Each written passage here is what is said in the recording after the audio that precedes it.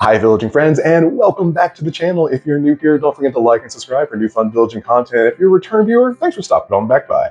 Today we're going to be taking a look at the last house on the left again. Now I had previously done a video on this where I completely tore this down, replaced a broken motor, and restored it back to factory condition. And it is an absolutely beautiful and wonderful piece, but I have a problem with it.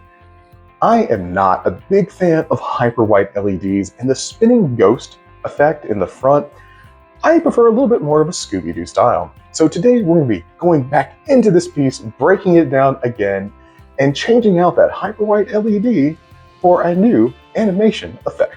So let's get started.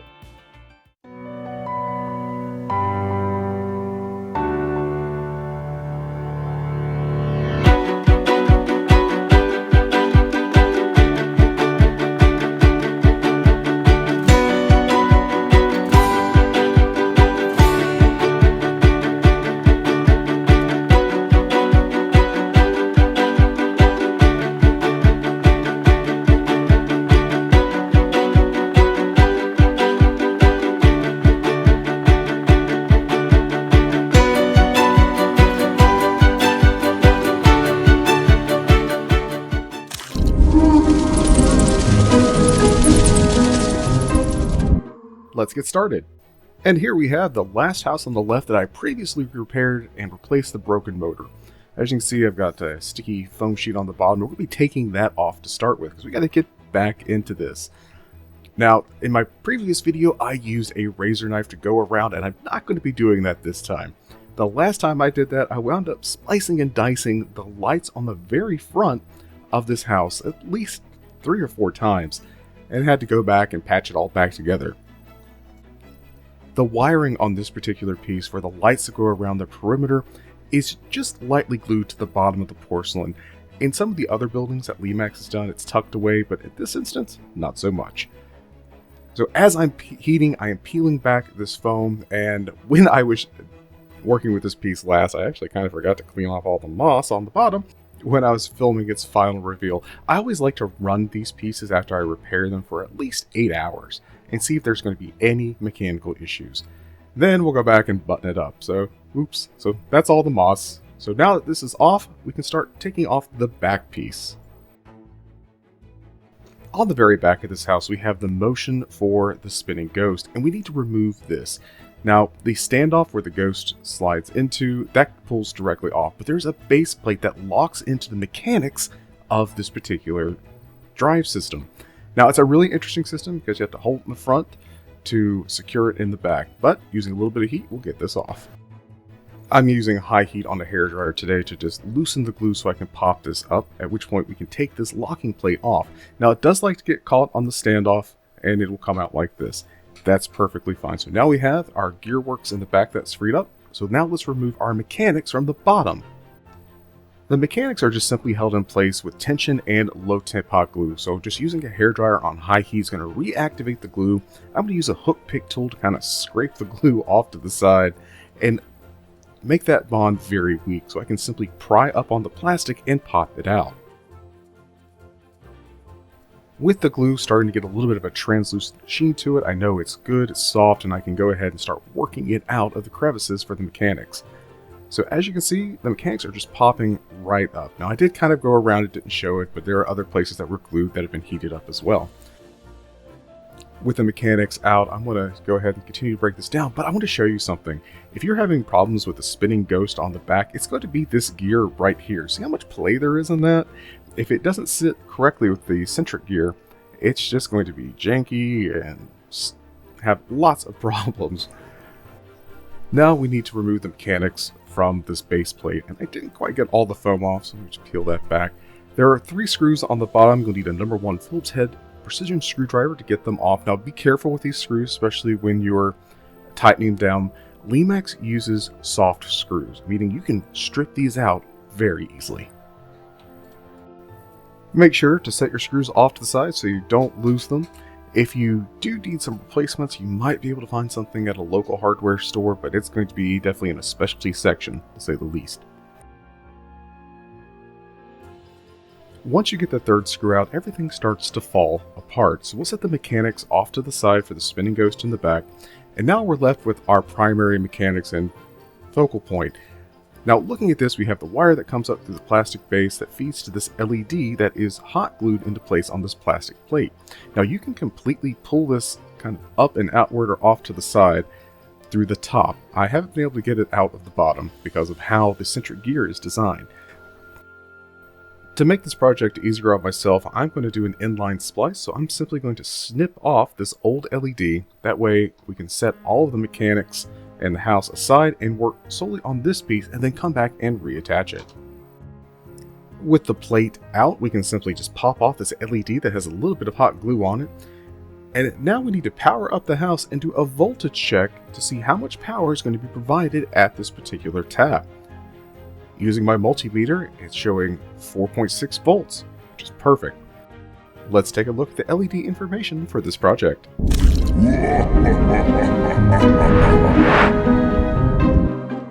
Let's take a look at our LED information for the last house on the left. It's going to give this a bit of a Scooby-Doo vibe. Using a 4.5 volt power source, which we measured about 4.5, 4.6, this is going to be comprised of one 3mm green flickering LED and one 3mm blue flickering LED. Each LED has a 68 ohm 0.25 watt plus or minus 5% resistor attached. Now let's get these installed.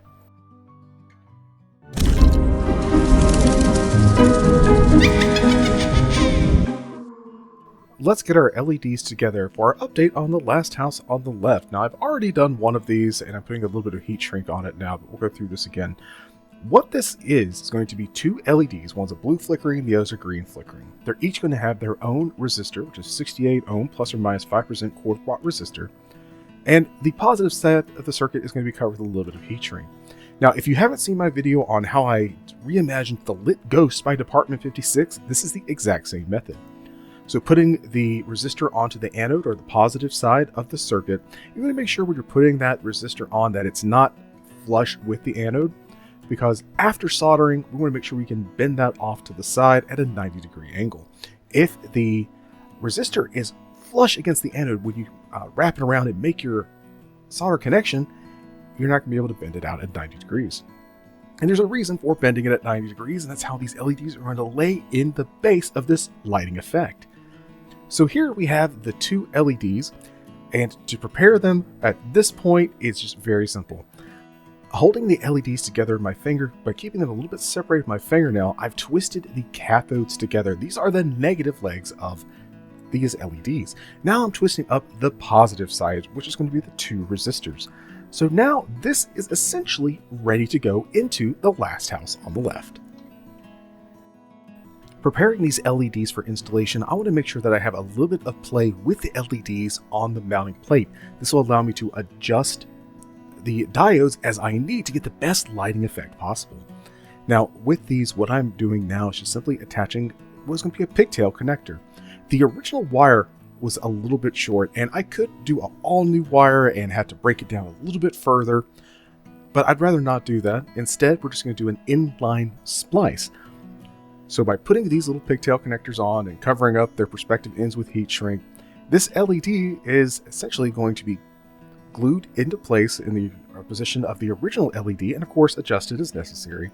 And the wires will come down where the original wires were fed and then be soldered onto the original wires. Granted, this is going to give me a little bit of extra slack with wires in the figure itself, but overall I'd rather deal with that than having to take apart the speaker, the mounting bracket for it, and of course working further to get to the board and desolder and then resolder new connections. This is going to be the significantly easier option. With the LED ready to go ahead and feed the wires through our mounting plate. Make sure that they are in a good position. Now the LEDs themselves, we're just going to put them in the general position. I'm going to use some low temp hot glue to secure them back to this plate. Remember, the original LED was also held in place with some hot glue. You could do a heavier glue if you really wanted to, but I really don't recommend it because if this ever fails or if you want to change the effect, then it's just another headache to go. Now we have our base plate that can only fit in through the top of our spinning effect. This will come down, we'll have our legs, and then we have to get ready to solder this up. Now, something I've never really noticed with this, with the hyper white, is the red eyes on the cone. Interesting. Now, preparing to wire this up is going to be very simple. We're just going to get a couple pieces of heat shrink, some wire strippers, some solder, some flux, and we're going to make these connections pretty quickly. Starting by putting a little bit of heat shrink onto our wires first. You always want to do this first, especially when working with braided wire. And the reason I say that is if you were to get one of the braids bent back and you didn't catch that when you were twisting your wires together before you make your solder point connection, that can cause a short later on. The pigtail I created is about 3.5 inches long, and this is actually some kind of tight working spaces for my big old hands. But it can be done, and as you can see, I'm doing this with the building just flipped upside down in the original styrofoam container while I'm making these connections. Now again, flux, solder, and then we're going to slide our heat shrink right over that connection. And I'll rinse and repeat this process for the other LED. Once everything is put back together, I believe the excess slack would be best suited directly underneath the speaker. So we have our circuit board and everything in that general location, but there's also kind of an open cavity where we could easily hide our additional wiring and tuck it back in place, tack it down with a little bit of glue, and it's good to go. Putting all of this back together can be a little bit tricky, so there are a couple of key things you have to keep in mind. The first is when getting the plate in its proper orientation so it fits in the holes in that base plate. The second is going to be getting this secondary drive on before you tighten everything down. So this has the two standoffs, which are these long rods on the left and right. The one with the gear that I'm working to place now, this is the drive shaft for this gearbox that spins the Ghost on the backside. Now, getting this into place can be a little bit tricky. There's actually a ton of play into this, so we want to make sure that that white gear is right where it needs to be and it's locked into place with those teeth. Now that gear can float up and down, so if you're ever having intermittent issues with your spinning Ghost, that's going to be the culprit, and it could be uneven for a number of reasons. Now, here's what's really important. Putting this screw in, as you can see with my left hand, I am holding it all together. That plate where we mounted the LEDs will simply fall forward if you don't hold it in place. So as long as you can get that first screw started, you don't have to keep holding it like I am. You can absolutely get the first screw in, get the second screw in, and just go on. Just a quick reminder, Lemax uses very soft screws, so when you're putting this back together, you don't have to torque it down with the strength of Superman. Just get it good and finger tight. If you go any further, the screw could strip out in multiple ways. With everything put back together, now I just need to pull the wires forward, which are these gray and white wires. That will allow me to get them into place and tack them down with a little bit of hot glue, just like we discussed before. We can let this sit, and now we can put the last house on the left back together.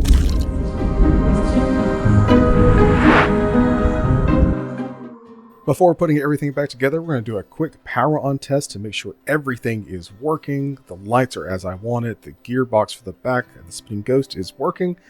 And now we can put it all back together. Putting this back together is a relatively simple process because we're going to take our mechanics, we're going to slide it in through the base and tuck our wires. The trick is getting it mounted properly within the building. So as you can see, the opening for our mechanics is actually larger than the mechanics, and this applies everywhere. And the other aspect with this is make sure you have a good, clean, glue-free surface before putting this back in. And the reason I say this, I have learned some very valuable lessons with this. If there's any excess glue or wires that are out of their proper location, the mechanics are not going to sit properly within the base of this. If this is your first time putting this back together, don't be surprised, you may do this 2 or 3 times. This looks clean enough to get the mechanics back in, so we're going to do a simple dry fitting and see how it looks. Overall, it does look pretty good. Now, there are a couple of ways that you can go about putting this back together. You could secure the base as is and then secure the mechanics in the back. I like to secure the mechanics in the back, and this is an interesting thing about this particular house. So we have our mechanics that spins our ghosts in the very back. But that's kind of free floating. It does have its 2 standoffs, so in the very front, they have a hole in the front of the house that you can put a tool in and apply pressure to the back of the mechanics while you're putting that locking clip and the centerpiece for the ghost back into place. In my opinion, this is actually a pretty clever design. The problem with this design, though, is the fact there is so much play in this. So even if you get the locking clip in place, you glue it in place, and then you go in and you glue around your mechanics, you might not have it just right. There may be some play in it. You may have some jerkiness within the ghost, and you have to go back and do it again. Patience is going to be key, which is not something I have always known for, especially when putting these kind of pieces back together. So if you're going to secure one section of it, do that, let the glue set, come back, and then do the next section. And of course, while the glue is setting, keep the house off so there's no vibration or movement that would be causing any sort of stress on the glue while it's setting up. This back piece can be a real pain to get that locking clip secure. Now the trick of getting the mechanics in a mostly level position in the building itself and putting some glue around the edges to hold it in place. Now, I kind of gauge this by the spinning effect on the front and where it's hitting the pillars on the gazebo on the front. It should not be hitting whatsoever. You should have a very clean and level sitting space. And what I'm doing here is I'm just running a little bit of low temp hot glue, kind of like a bead of caulk, in a couple of various places. This will hold it in place, allow it to set up, and I can add a little bit more glue if I really feel necessary. Keep in mind, Lemax, when they assembled this was caked in glue. If you haven't seen it, check out my original teardown and repair on this particular piece. When I pulled the foam off the bottom, not only was I cutting the lights on the front, hence all the red and black wire that you see here, there was just chunks and chunks of glue coming up with it. While the glue sets, I'm going to try to hold it in place, make sure everything is as it should be and nothing is floating around. Turning it on, we have our lighting effect, everything is working. Let's look at our updated lighting and talk about this piece.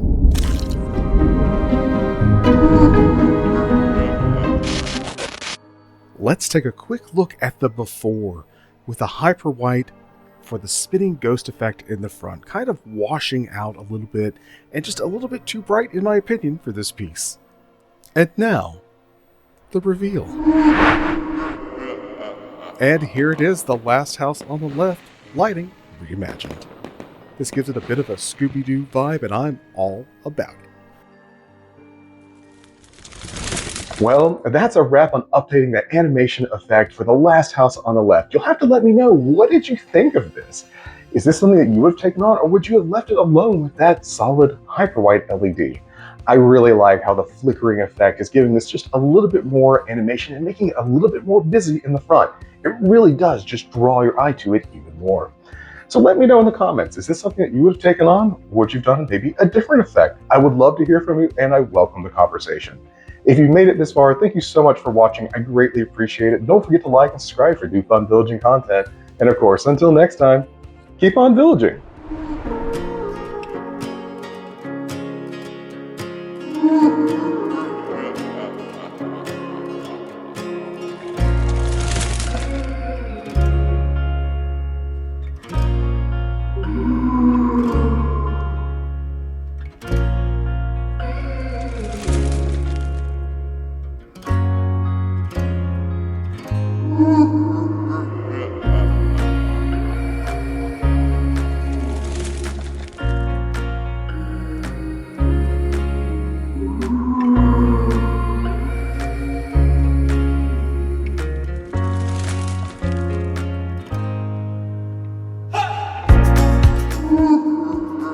Thanks for watching my video on the last house on the left, lighting reimagined. If you like this video, don't forget to like and subscribe for new fun villaging content. Check out some of my other videos, from platform creations to lighting reimaginings and so much more. Again, thank you so much for your viewership. I greatly appreciate it. Don't forget to like and subscribe and share this video with 50 of your friends. Until next time, keep on villaging!